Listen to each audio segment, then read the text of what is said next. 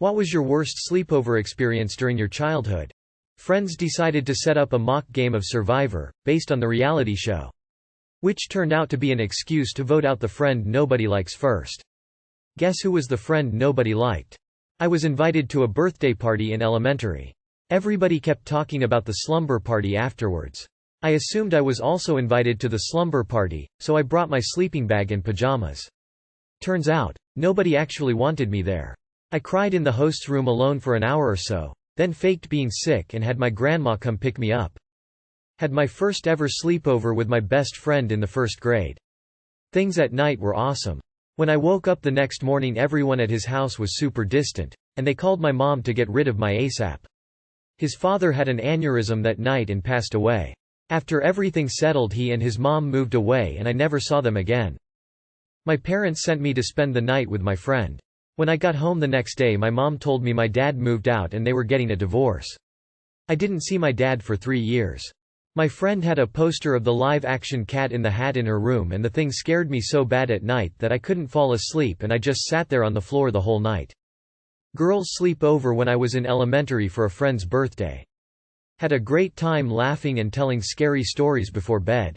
Woke up the next morning with a fever and terrible nausea. Went home and I was only getting worse. I had a huge spot on my leg in between my ankle and knee, right in the middle.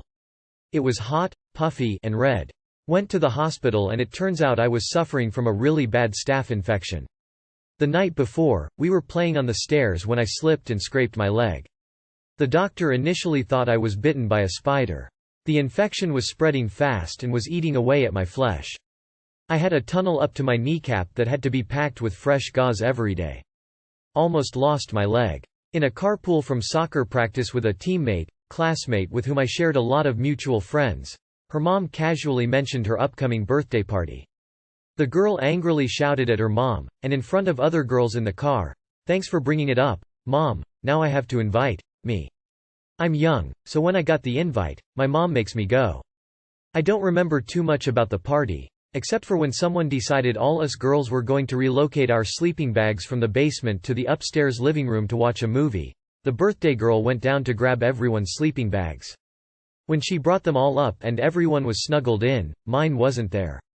I went downstairs into the basement, and she had purposely left only mine down there. I'm pretty pale. I sat up during a sleepover with a bunch of girls and made one of them scream because she saw me in a mirror and thought I was a ghost. When I slept at a friend's, I went for a shit and blocked the toilet. His poor dad had to put on some rubber gloves and break up my monster turd. I felt so ashamed about it. Edit. So many replies. Sorry I couldn't reply to you, I was sleeping. Having a Mortal Kombat 2 tournament with my friends on Sega Genesis. I was on a winning streak, but suddenly I felt a rumbling in my stomach. Now Mortal Kombat 2 did not have any sort of pause feature. I knew I could hold it for just a few moments longer, just had to KO my friend and I'd win. Right down to the wire. When he had about 1 hit of health left, it happened. I shit my pants. Fatality. Not me but my sister. She was a sleepwalker. She was about 7. Slept over at a friend's house, sleepwalked, woke up in an enclosed space. Panicked. Pushed her arms straight out in front of her against what she thought was a wall in front of her. She had ended up behind a 7-foot-tall bureau that was placed diagonally in the corner of the dining room. She pushed it over. It was full of plates, glasses, fine china, etc. It was 4 a.m. It was my birthday party. I was around 10. I invited all my friends, about 4 of them.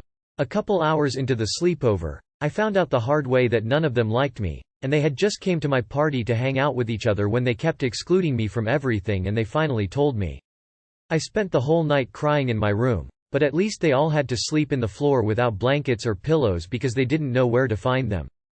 Someone tried to glue my eyes shut. Well, one sleepover, one of my friends figured out jacking off and had zero shame. Definitely jacked off in front of like 5 of us.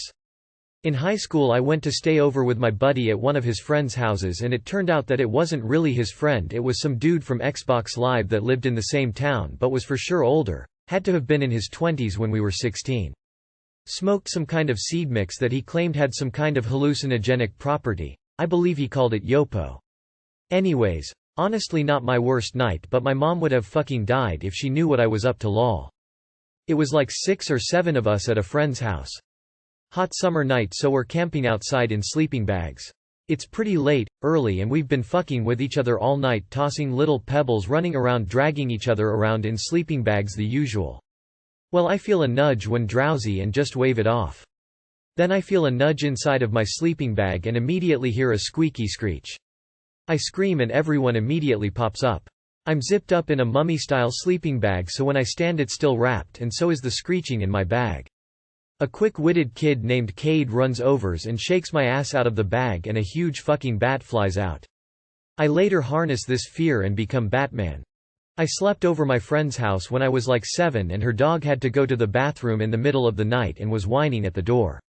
Her mom woke up and went out and hit the dog with a pan. It was terrible, and I never slept over her house again because of that. I ate an entire box of fruit roll-ups and puked rainbows for an hour. I was about 7. I went to a friend's place just as his dad got home after accidentally shooting and killing his friend.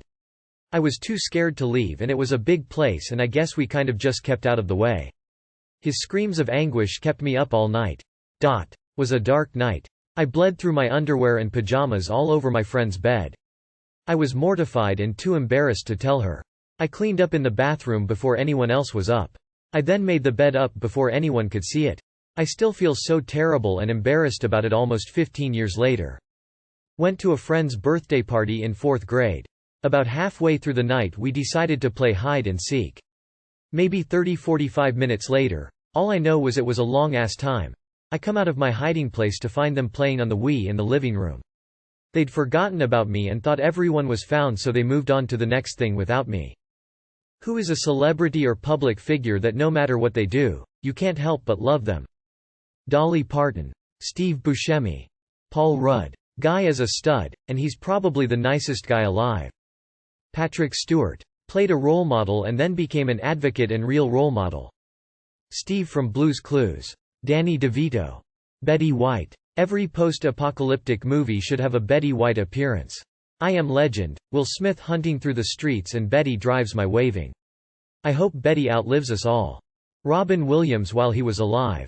Jack Black and Dolly Parton. LeVar Burton. I don't even follow him that closely, but whenever I hear him involved in anything, it makes me smile. The Rock seems like a genuinely nice guy. Helps a ton out in the community.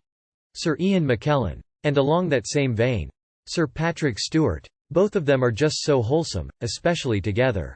Keanu Reeves. Keanu Reeves. He's just the best human. David Attenborough.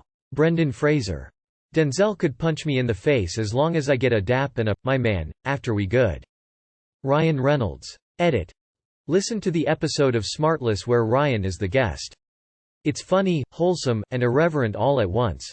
Bob Mortimer. Betty White.